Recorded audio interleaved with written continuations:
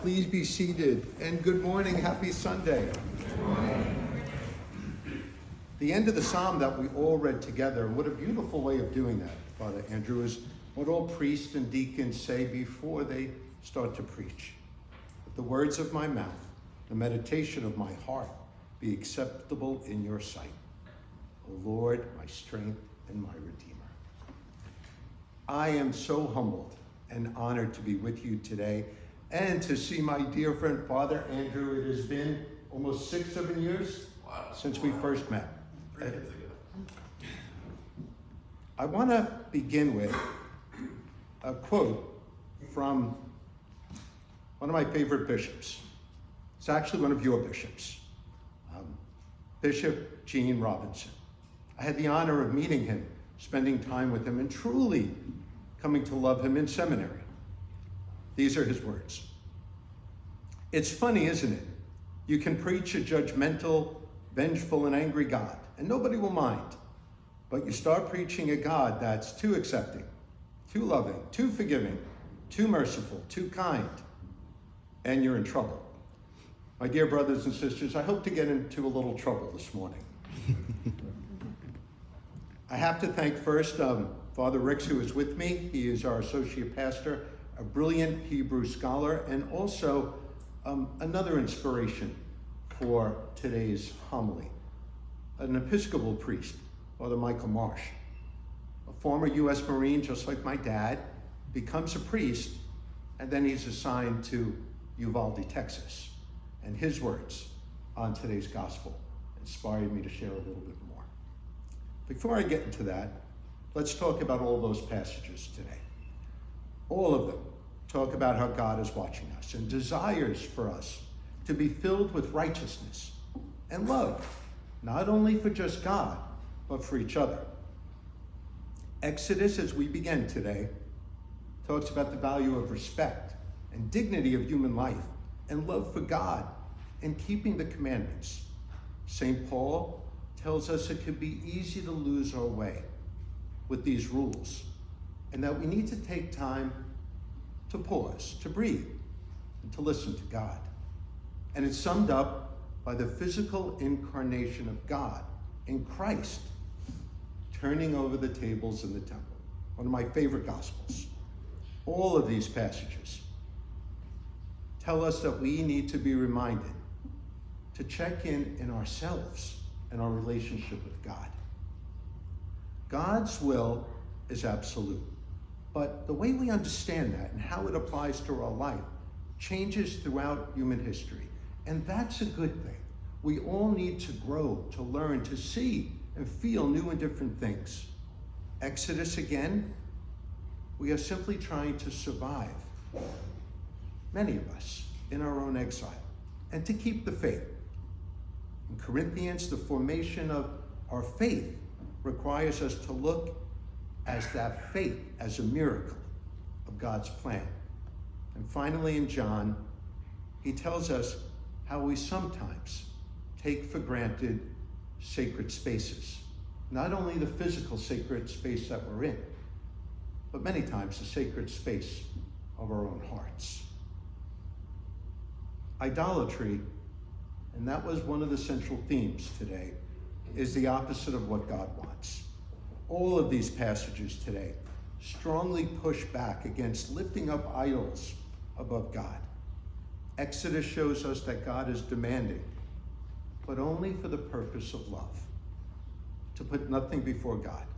We don't think about idolatry anymore, but I would challenge you that it's alive and well.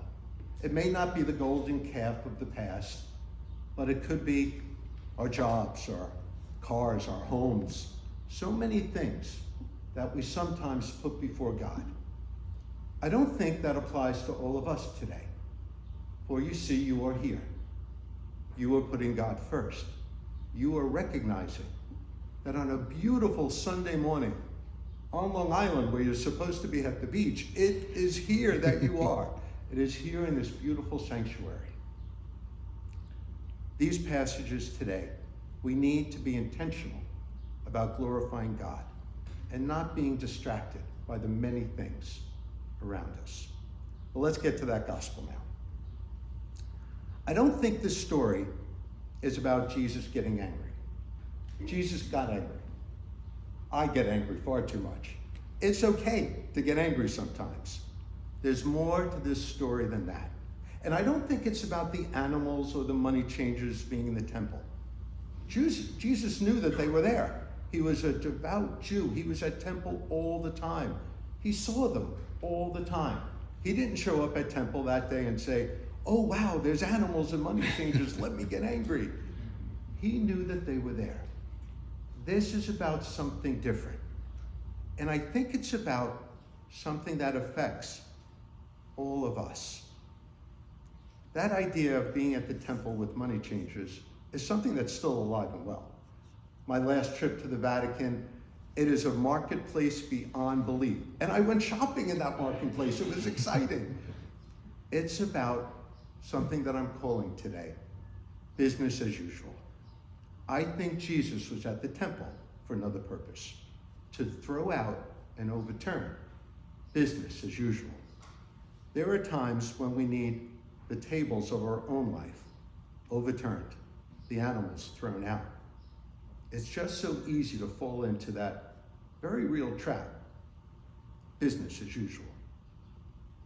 Truly, my dear friend, and your wonderful new pastor, finally appointed full-time yesterday in the newspaper, got tired of business as usual in the Catholic Church.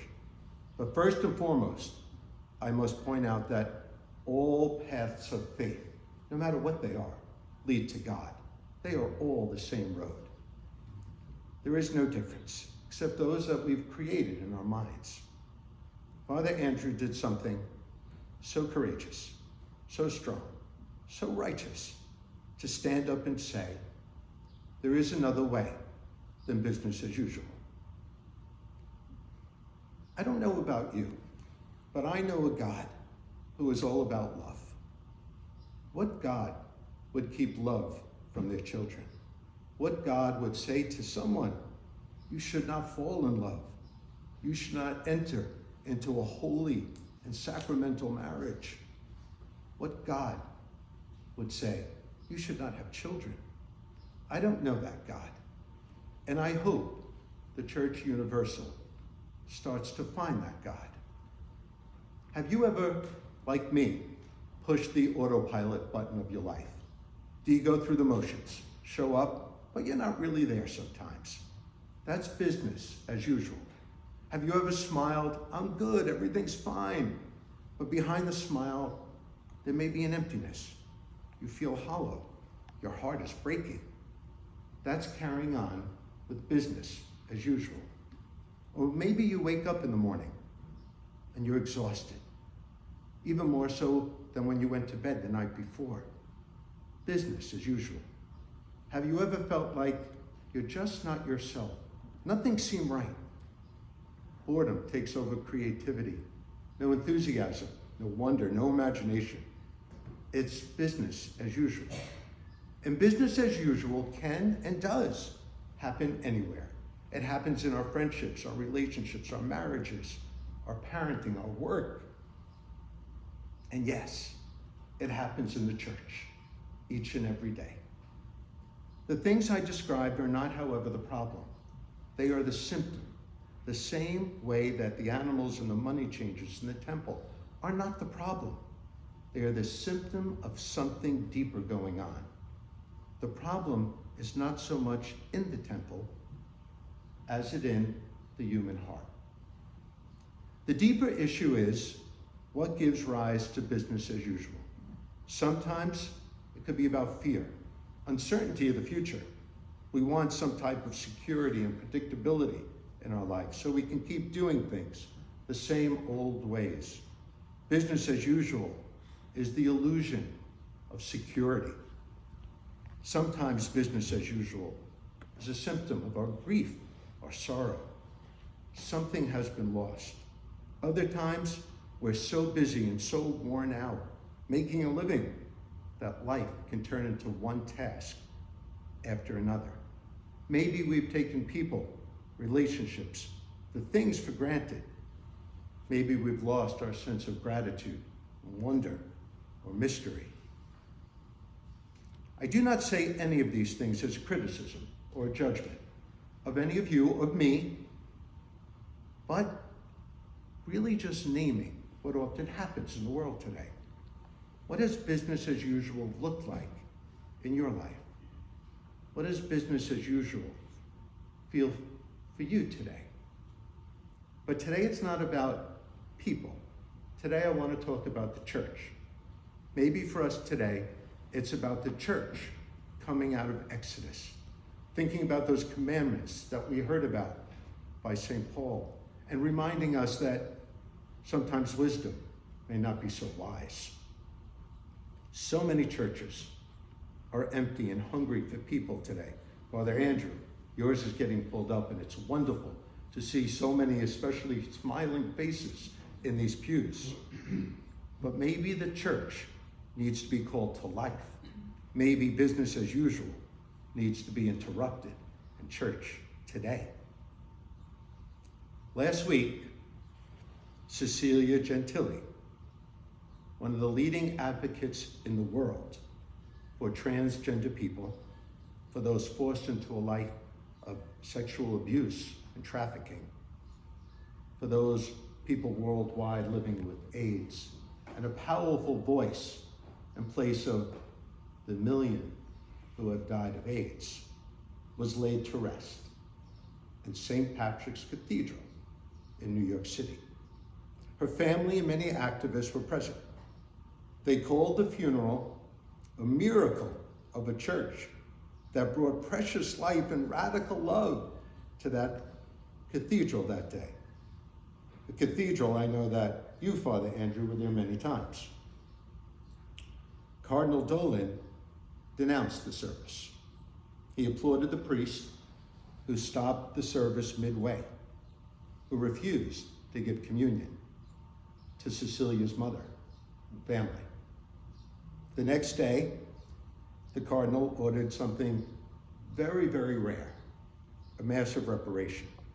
It's a Mass that's done that re-sanctifies a church after a terrible evil has taken place within it. The Mass for Restoration is one that sends a message that evil does not belong there. But I don't think it was evil that was there that day. It wasn't business as usual, but it was a way of showing radical love, something different, something new, something real. Cardinal Dolan did do something important by ordering that Mass. Sadly, he showed the world that a church that claims to welcome all, in fact, sometimes does not. I wonder if they ever did. And make no mistake, I love my church. I love church, but more than church, I love God. And God would have opened Cecilia with open arms. Regardless of who we are, what we've done or left undone, or how we see or judge our life, we are the temple of God. And like Jesus, we need more people who will stand up in the temple of life, interrupting business as usual. So tell me this. What does the temple of your life need today? What tables in your life need to be overturned? What animals need to be driven out? I'm not asking about what needs to happen so that you can become more holy or become the temple, but so that you can see that you, in fact, are already the temple of God. The temple of God is within each and every one of you. The temple of God was in Cecilia. The temple of God, without any doubt in my mind, is within Father Andrew, his wife, and 3 children. The temple of God is within all of us today. But what do we do with that temple? At the end of today, we take it outside. We overturn some tables and tell the world that our temple is forever in God. God love you all.